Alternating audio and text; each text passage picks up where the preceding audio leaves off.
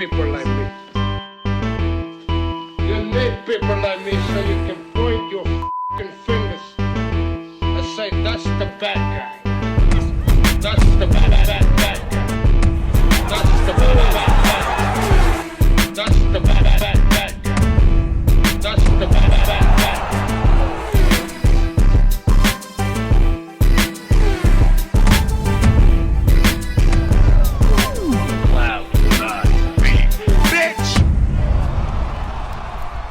Welcome to the motherfucking relay. We're covering today's top boxing news. Okay, we'll start with this. Some words from Joe Goosen on his split from Ryan Garcia. He was quoted as saying, "Ryan and I will always be friends." Normally, a fighter's not going to call you personally. He did the right thing. He called. I said, "You're a real man. If he feels he needs to go in another direction, that's his choice." I've said it before and I'll say it again. When Ryan Garcia left Eddie Reynoso, Yeah? Eddie wasn't the problem. Yeah? Are you noticing a pattern? And it's the same with Joe. Joe's not the problem. Thus, bouncing from trainer to trainer does not address the real issue. You're looking for something in a trainer that you're supposed to find within yourself.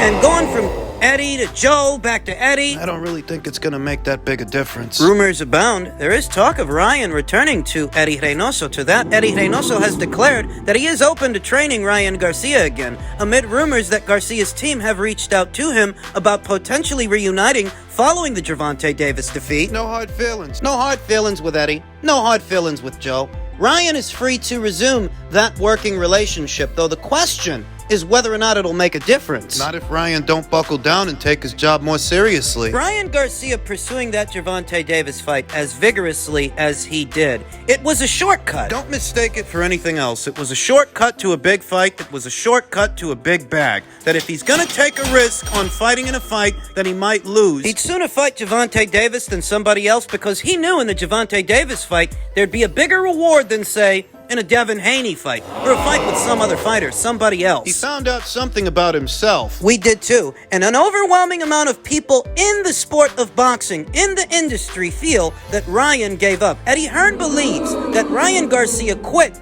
against Javonte Davis. A lot of fighters would have got up off that knee. That's how Eddie feels about it. Some think it's sacrilegious to castigate a boxer for quitting during a boxing match. Some treat it as sacrilegious when the fans castigate a fighter. But these ain't just boxing fans saying this. Andy Ruiz said it. Carl Froch said it. These ain't just boxing fans castigating Ryan from the comfort of their own homes, from their couches. The people in the industry. Canelo Alvarez himself said, "We are fighters. We need to get up." Ryan should have gotten up. So if you come across a boxing fan that feels that Ryan Garcia quit, that he capitulated, Don't get in your tits about it. boxing fans themselves are not the only ones accusing Ryan Garcia of giving up. One of my favorite channels here on YouTube, Boxing Beats and Rhymes. He said it best. The cardinal sin amongst fighters of Mexican descent is capitulating, is quitting. Ryan Garcia might have went into this fight with a lot of support from a lot of people, but watching him give up. After the fight, all you could hear about was how commercially successful it was, and I attribute that to Ryan Garcia. I feel he brought those buys, he brought those additional eyes to the show, because we know what Javonte Davis is good for. Men lie, women lie, numbers don't. And Javonte Davis don't normally do numbers like this. So if he did, it was because he had Ryan to help him. Ryan's supporters. But will they support him now? Believing in Ryan Garcia on the heels of his first professional loss may be somewhat difficult to do. How can he continue to galvanize the fight fans when now they know this kid's got quit in him? That if things get hard and he's got to go to the well and he's got to dig down deep, he ain't got the minerals. How's he going to convince people to believe in him again? Especially now that he means to move forward as a super lightweight. Super lightweight, that's 140 pounds. A division that is not for the faint of heart. A division that's not as JV as lightweight is. Same pee-wee football. You can go back to Eddie Reynoso. You can try to pick up where you left off with that guy. And you can try some things out. Try to be more disciplined. You can try. But it's going to take something noteworthy to win the fans' trust, because you had it going in and you lost it going out. They got behind you for this fight. They showed up in the numbers, but you didn't show up for them. In spite of the profile that the fight had, the fight's aesthetic was hardly a fight at all. So many moments where Ryan Garcia just looked completely lost in the sauce. Got to try to put distance between himself and that performance. when it comes to Javonte Davis. Canelo Alvarez, on people saying Javonte Davis is now the face of boxing, I'm not retired yet, my friend. It's not that easy. I like Javonte Davis a lot, but he needs to do more to be the face of boxing. One fight with Garcia, and I respect Ryan Garcia, isn't going to do it. The mental gymnastics from the scumbags that make up Javonte Davis's core supporters. They've been trying everything to crown him as the unofficial face of boxing, even though the numbers themselves, they don't tell that story. You're not the face of boxing just because you had one big fight that Ryan Garcia helped you sell. Can you do those same numbers without Ryan? We'll find out once Javonte Davis is off house arrest. Though in all likelihood he won't. The only reason Javonte Davis's team has always been receptive to a Ryan Garcia fight is because they knew he was more beatable than the other young guys that are out there. A more beatable fighter that provides a bigger reward. Bigger than the other young guys. A no-brainer. But now that the dust is settled and the fight is over, how many more times can Javonte Davis put up numbers like that without a Ryan Garcia to help him? For some people, this isn't about boxing, because if it were, the numbers themselves, they tell the story. Javonte Davis didn't break the indoor attendance record in America. Canelo Alvarez did. Javonte Davis, he isn't on the Forbes list as one of the top-earning athletes, let alone the top-earning boxer. He's not on the Forbes list. No. But Canelo Alvarez is. Javonte wasn't featured in a Super Bowl commercial.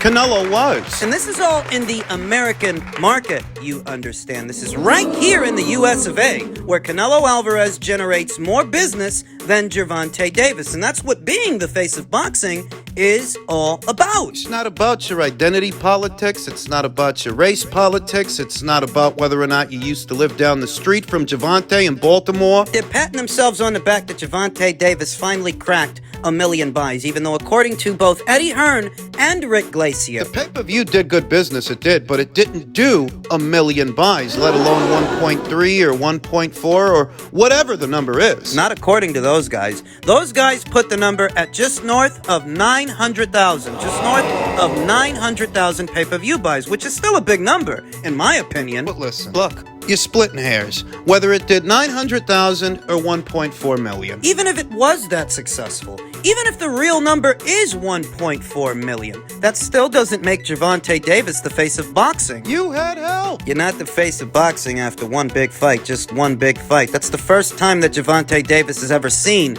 pay-per-view buys that size. For Canelo, How many times has Canelo brought in those numbers? been associated with numbers like that. The Mayweather fight, the Chavez fight, the 3 Golovkin fights. Each one of those 3 fights brought in just north of 1 million pay-per-view buys. Very recently, Javonte Davis brought up Hector Garcia from super featherweight up to lightweight. He sold just north of 200,000 pay-per-view buys, whereas Canelo Alvarez, who brought up Amir Khan from welterweight up to middleweight, that pay-per-view sold 600,000. 3 times as many buys. 3 times. Canelo Alvarez, on average, without a high-profile dance partner, can bring in as many as 2 times to 3 times as many buys as Javonte Davis. Without a high-profile dance partner. Those of you out there that may identify with Javonte Davis, or you just like him, you really like how he boxes, maybe you think this is subject to your feelings, but it isn't. This is a numbers game. Javonte Davis don't do numbers on average like Canelo, and Javonte Davis certainly don't get per fight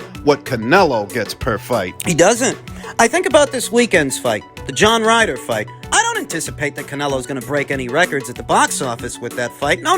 Maybe it'll do 400, maybe 500,000 buys. I don't think it's going to do what the Ryan Garcia fight did. I don't think that. It's not going to do over 1 million. But I bet you it'll still do more than your average Javonte Davis fight. Your average Davis fight when he ain't got a high-profile dance partner, when he ain't got a Ryan Garcia to help him sell it. I'd wager that this weekend's fight will do better at the box office than your average Javonte Davis fight. You want to know why? Why? It's because Javonte's not the face of boxing. No matter how bad you want him to be. It's not about your identity politics, your race politics. This is about numbers. Davis ain't got the numbers. So you finally sold more than 200,000 pay-per-view buys. Congratulations. Whoop-de-doo. Took you about 5 or 6 tries. And a social media influencer who also happens to box. To a lot of people, Javonte Davis is still a scumbag. He's still a piece of shit. And that directly affects what kind of support he gets in what abundance. The details of his recent court case have been made available. Kate Amara stated, the state asked for no jail time. Instead, ASA David Owens recommended a total of 60 days home detention, 1 year of probation, a $100 fine, and for Davis to pay $91,900 for victims' medical bills. That victim was unhappy with the state's recommendation. In her victim impact statement, she said Davis ruined her life, said she can't walk or stand for long periods of time, can't play with her kids, and Davis never apologized. Of course he never apologized. He's a piece of shit. A piece of trash. That's why so many other pieces of trash identify with him. I never once received an apology, and that's weighing heavy on me. An apology would have done lots of damage control for me. I just wish Mr. Davis would receive a more severe punishment. He should learn the value of people. He ruined my life, she said, and it feels so good to finally get that off my chest. The judge was not happy with Mr. Owens or Mr. Davis. Why, she asked Owens, did you fail to mention Davis's driving record, which includes 8 convictions in Maryland, Georgia, and Florida? Keep telling you, he's a piece of shit. Including a DUI and 2 reckless driving convictions, and has never had a valid driver's license in any state. Judge Handy said Davis absolutely shown no remorse. He thinks he's above the law. She sentenced him to a total of 2 years plus 60 days in prison, suspend all but 90 days. He can serve home detention, but not in Florida. The judge said it must be in Baltimore City. 3 years supervised probation in Baltimore City. The shithole he came from. In addition, Judge Handy said, I want him to attend a MADD panel, the shock trauma program, and do 200 hours of community service and not in boxing. Can he work? Defense Addy asked. He's a boxer. Can he go to the gym? The judge said no. Then apparently caught Davis's reaction and called him out. You see, stuff like this affects people's perception of you. A lot of people, they think Javonte Davis is a piece of shit. And his career accolades, what he's done so far, is not so spectacular that we can look past him being a piece of shit. There's only so many people that are going to support you when you're constantly involved in domestic abuse cases and case like this, egregious case. Little butterball could have killed somebody. Doesn't even have a license to drive. The masses are not going to rally behind a scumbag. And you ain't got 2 and 3 and 4 Ryan Garcias lying around. Whereas you can get out there with almost anybody and do the numbers that you did. Doing the numbers that you did moving forward, it's going to prove very difficult. And that's why Javonte's not the face of boxing. You ain't got the numbers. And this is a numbers game. Now, as far as the real face of boxing, who's going to be in action this weekend, Canelo Alvarez says, I think I'm better than Bivol. First 5 or 6 rounds, I'm dominating the fight. Canelo Alvarez is hell-bent on getting Dimitri back in the ring at 175 pounds where he initially lost, where they initially fought. I think I'm better than him, Alvarez told a small group of reporters. That's it. If you see the first 5, 6 rounds, I'm dominating the fight. But then I get tired, probably because I didn't train like 100%. But I think I'm better than him, and that's it. Javonte Davis's core supporters like to poke fun at the fact that Canelo Alvarez lost to Dimitri Bivol, lost comprehensively. And yet Canelo Alvarez still has so much support in America, so much support in his native Mexico. This is what bothers them. That he doesn't have an unblemished record, and he's not perfect. But he doesn't have to be, because there's no fighter here in America, Javonte Davis included, that is in the American market to the Americans what Canelo is to the Mexicans. It's a numbers game, and I told you, Javonte ain't got the numbers. He ain't got that kind of support. Javonte is not to the Americans what Canelo is to the Mexicans. In fact, Javonte is not to the Americans what Canelo is to the Americans. He sells more here, has sold more here than Javonte has. It's just a fact, a cold, hard fact. Canelo continued, you know, I want the same terms. I want everything as the last fight, Alvarez said. Right now, I'm focused 100% on John Ryder because, you know, it's boxing and you never know. But Bivol, I want to have the rematch with Bivol on the same terms. One thing that Canelo Alvarez's critics love to bring up, especially these days, are rehydration clauses, how in previous instances he has used them. But ever since he parted ways with Golden Boy Promotions,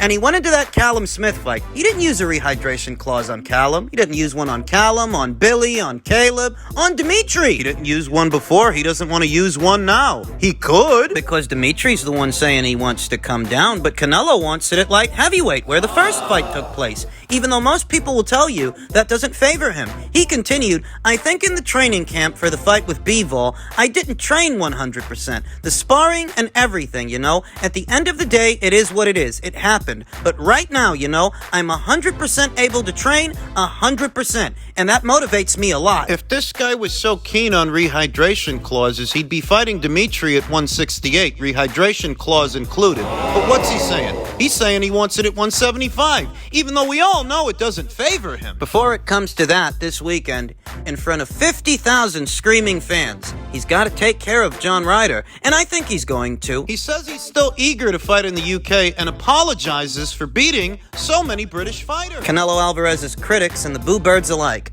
they like to minimize his undisputed run on the premise that two of the champions that he beat were from Britain. When last I checked, wasn't it a British guy that kicked Deontay Wilder's ass up and down the ring? That guy was from Britain, wasn't he? Before you go trying to convince me that the Brits can't fight, Canelo feels bad about constantly crushing the dreams of UK fans. I'm sorry to all the UK people, but I had to do it, Canelo told Telegraph Sport. Canelo's dream is to fight in the UK. There was talk of a UK title defense in 2023, but currently that doesn't appear to be happening. I've been thinking about this for a long time. I would love to fight there, and believe me, it's going to be soon. I don't know against who. The only way I figure that happens is if by some chance Callum Smith pulls off a massive upset, knocks out Artur Better Beef, and becomes the light heavyweight division's unified champion. Then maybe Canelo will run it back with that guy at light heavyweight for those 3 belts. You know, because he wants to do a fight in the UK. He could do one with Callum. In the unlikely event that Callum beats Artur, I'm not banking on that happening. Promoter Eddie Hearn of Matchroom,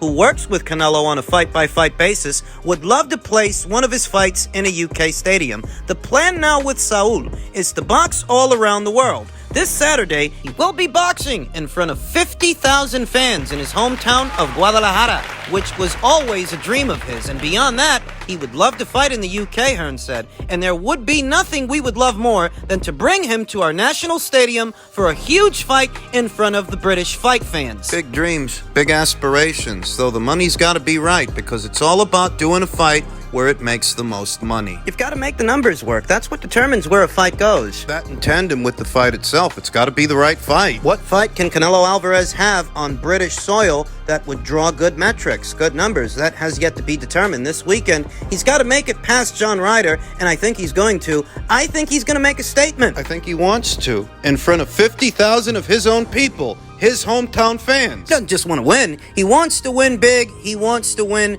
in spectacular fashion. Leave a lasting impression and a good memory for everybody that showed up. I think he's going to knock John out. John's aggression normally flusters other fighters, but opposite the ring, a world-class counterpuncher. It's going to work against him. He's a tough guy, he's a durable guy, and God bless him. But he's going to get knocked the fuck out. And that's what I think.